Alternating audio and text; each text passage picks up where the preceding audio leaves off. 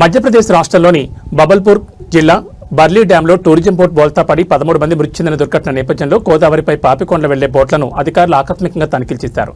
పోలవరం జిల్లా దేవీపట్నం మండలం కండిపోచమ్మ పాయింట్ నుంచి బయలుదేరే పర్యాటక బోట్లను రంపచోడవరం డీఎస్పీ అష్రఫ్ అలీ నేతృత్వంలో అధికారులు క్షుణ్ణంగా పరిశీలించారు. టూరిస్టులు లైఫ్ జాకెట్లు తప్పనిసరిగా ధరించేలా చూడాలని బోట్ల యజమానులకు స్పష్టం చేశారు.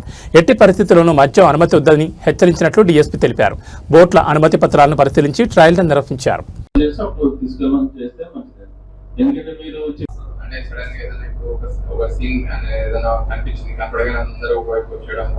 నమస్కారం అండి.